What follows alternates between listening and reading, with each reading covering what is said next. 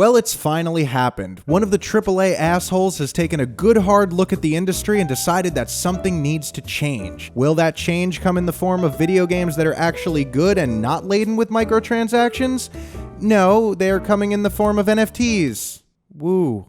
Ubisoft recently announced Quartz, an NFT marketplace where players can buy in-game cosmetic items for Ghost Recon Breakpoint. Honestly, I'm a little surprised. I really thought that EA would be the first ones to try and pull something like this. I'm sure by now pretty much all of us have heard of NFTs, and most of us probably have a general understanding of what they are. But I'm a believer that you can't get good and truly pissed off at something unless you really understand it. I mean, what are we? Anyone over 60? So let's start this video off with a little lesson about NFTs and the blockchain. If you feel like you know enough, or you just don't want to sit through a lesson on NFTs, go ahead and skip to this timestamp to get straight into the industry talk. Alright, look, I'm gonna try to explain this like you're 5, and this isn't an insult to your intelligence or your ability to Google things. I just can't stand when people try to explain crypto and they use all these big buzzwords and then they offer definitions for none of them. This isn't that difficult to understand conceptually, but I think a lot of crypto douchebags want you to think it is so they sound smarter and you have to buy their mastering crypto courses or whatever. So NFT stands for non-fungible token. If something is fungible, that means it can be replaced with another identical item. In the world of cryptocurrencies, a fungible token is a token that can be traded for other tokens. Currencies like Bitcoin and Ether are considered fungible because they can be exchanged for other currencies. So for example, if you wanted to trade 1 Bitcoin for some Shiba coin, you would get 1 Bitcoin worth of Shiba. How much that actually amounts to is dependent on the price of Bitcoin, which fluctuates wildly and can really only be predicted at the time of the transaction. An NFT is non-fungible because it can't be traded for other NFTs. You couldn't trade a CryptoKitty for one of those monkey guys. The why isn't super important here. Just understand that that's how it is.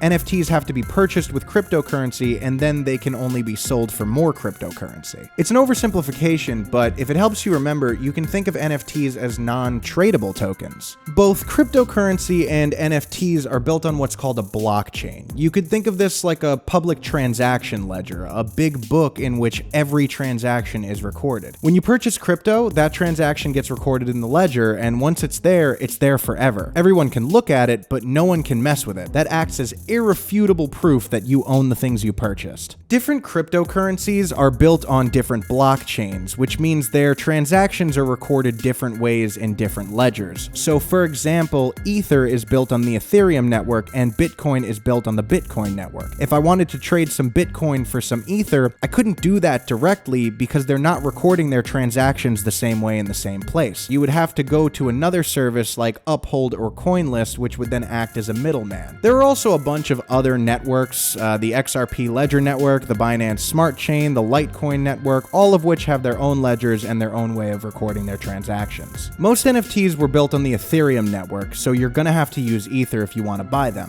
But if they were built on another network, then you would have to use the cryptocurrency of that network to buy them. So what are you actually buying when you purchase an NFT? Well, you're essentially paying for an entry in that ledger that says that you are the sole owner of that NFT. Does that mean that other people can't screenshot your NFT and save it to their devices? No, they absolutely can. But you're the only one who owns it. The blockchain says so. So go ahead and blow a fat raspberry at those screenshotting posers. You paid thousands of dollars for the right to do that. Hashtag winning. I also think it's important to mention that most blockchains are ridiculously energy inefficient. Explaining why would mean getting into mining, and I don't think that's necessary for this video. Just know that it's bad for the environment, and it's the reason you can't get a freaking graphics card anymore. So, are NFTs stupid? I mean, I personally think so. To me, they're nothing more than a money laundering operation for the modern world, but that's a bit outside the scope of this video. You didn't come here to discuss the financial implications of NFTs. You came here to hear about how they're gonna f up the video game industry, and by the 9, I am gonna give you what you came for. But first, I'm gonna need a little something in return. If you made it this far into the video, I'm gonna hope that means that you're enjoying it. If that's the case, consider liking and subscribing. I work really hard on these videos, and those 2 simple clicks are all the incentive I need to keep going. I'm also a game dev and designer. The name of my channel sounds like the name of a game studio because it is. I make games, I play them, I talk about them, all through the lens of someone who not only loves video games, but has a deeper, more technical understanding of them. And if none of that interests you and you just want to hear me talk about more industry stuff, go ahead and subscribe anyway, because I'm going to do that too. And while you're at it, let me know what you think about NFTs making their way into mainstream video games. Back to the Ubisoft announcement. Here's how Quartz, their new NFT marketplace, describes itself on its website. Ubisoft Quartz is a new experience for our players, built upon our vision of creating an ever greater connection between you and the game worlds you love. It aims at offering you more autonomy and agency when interacting with the in-game items that help you craft your own story. This is the place where you can acquire Digits, the first Ubisoft NFTs, playable in a HD game and relying on an energy-efficient technology. Basically, they're offering in-game cosmetic items as NFTs. These aren't one-of-a-kind items, but there is supposedly a finite amount of them according to the website. Do I believe that? No, not even a little bit. I would be ridiculously surprised if Ubisoft didn't leave themselves a way to make more if they needed to. And the strongest evidence to support that is right here on the website. Notice how they say there's an immutable number of items, but they don't tell you what that number is. Yeah, it's immutable, all right. In the same way Schrodinger's cat was alive before you opened the box. Anyway, unsurprisingly enough, people hate this. In an era where the AAA priority pyramid looks something like this, the last thing people wanted to see was new and interesting ways to squeeze money out of players. Ubisoft is far from the first company to try to integrate NFTs with video games. There are already a bunch of self-proclaimed play-to-earn games, such as Axie's Infinity, Splinterlands, and CryptoKitties. I've personally never played any of these games, but I could tell you right now that no one's praising them for their fantastic gameplay. These are decentralized finance platforms with extra steps. You put your money in, you do some other stuff, you get some NFTs, and if you're lucky, you can convince another player to buy them off you for cryptocurrency. And look, the fact that these games exist is fine. There are even people in developing countries who are making a living playing these games. That's great.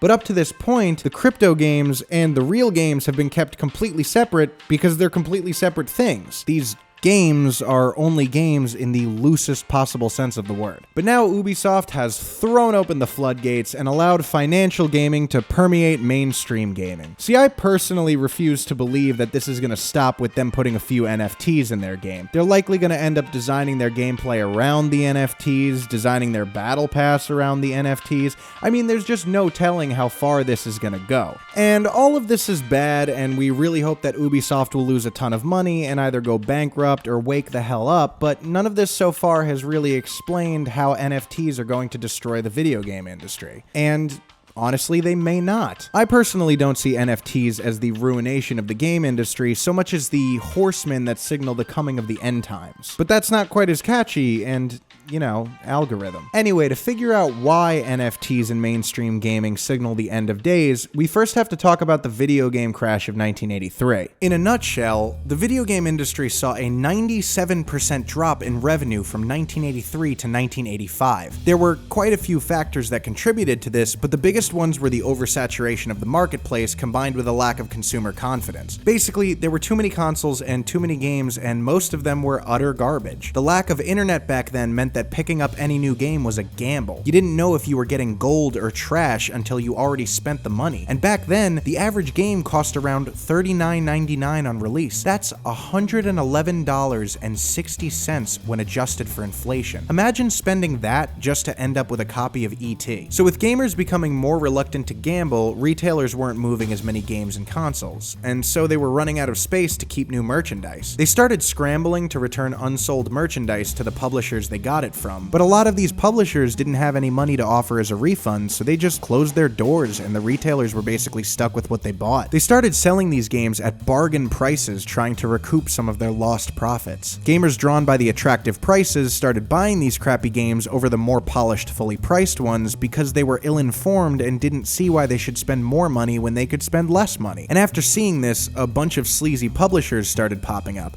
They then rushed a bunch of crappy games to market and sold them at bargain prices to the uninformed masses, which only served to strengthen the fear that had already taken root in the hearts of sensible gamers. Around this same time, arcades were also dying, partially because home consoles were becoming more advanced and computers were becoming cheaper, but also because middle-class conservatives were panicking. This is a whole other topic, but the long and short of it is a bunch of pearl clutchers were convinced their kids were going to do drugs and get into fights if they went to the arcades, and in response, they stopped letting them go. So the console market crashed, the arcades crashed, and a bunch of people lost a ton of money. But all that did actually allow the home computer gaming industry to gain more of a foothold. So that's good. There have been theories floating around for a while now that we're teetering on the end of another video game crash. And if we look at the industry as it is now, we'll see a lot of similarities to how it was in 1983. We have an oversaturated market, a dearth of quality, and the pearl clutchers and lawmakers have been going at loot boxes for a while now, which, to be fair, I agree with this time. The argument is that loot boxes are akin to gambling and are too accessible to children, both of which are true. You have created a purposely addictive product and are marketing it to children. Congratulations, game industry. You're no better than Juul. Anyway, despite all the outrage and the writing on the wall, Ubisoft somehow got it in their heads that integrating NFTs into their games was a good idea. They have literally chosen to do this instead of fixing the rapidly dwindling quality of their products. What this shows us is that nothing is beneath them in terms of monetization, never mind the fact that NFTs and video games go together like milk and lemon juice. NFTs make money, and Ubisoft will try literally anything if it will make them money. Except, you know, making a good game. Who's got time for that, am I right? It's also likely that other AAA companies will follow Ubisoft's example, if not with the whole NFT thing, then with whatever the next bullshit scam is. The last few years are rife with examples of the big boys putting monetization over quality in terms of priority and budget allocation. Kinda like those sleazy publishers that crashed the market back in '83. If you want some proof of this, I actually did a video a little while back where I talked about a few examples in detail. I'll put that up in the corner if you're interested. If NFTs become the norm, or even just a trend in the video game industry, you can bet it won't be long before parents and lawmakers set their sights on stamping it out. Crypto, in all its forms, is gambling, even more blatantly so than loot boxes, which, by the way, have already been banned in Belgium and the Netherlands. If the reason lawmakers haven't gotten around to banning loot boxes in the US is because of some technicality, that technicality is going to be completely absent from the conversation around NFTs. Ubisoft also isn't backing down despite all the hate they're getting over Quartz. Like a newly divorced father introducing their 20-year-old girlfriend to their 17-year-old kids, they're insisting that this is just a big change that will take some getting used to. This whole thing is a really strong and unfortunate indicator that this greedy loot box era of gaming isn't just going to fizzle out in a few years like we all hoped. This is just life now. And as more people start to realize that, as more people start to step away from mainstream gaming, and as more parents and lawmakers decide that they're tired of watching the video game industry exploit children, we just might see a crash. So what do you guys think? Do NFTs spell the end for the game industry, or are things only going to get worse from here? Or maybe you think this is a good thing. If so, I definitely want to hear why. Drop a comment down below and let's talk about it. Alright, that's it for me. Don't forget to like and subscribe if you enjoyed this video, and I'll see you guys in the next one. Bye!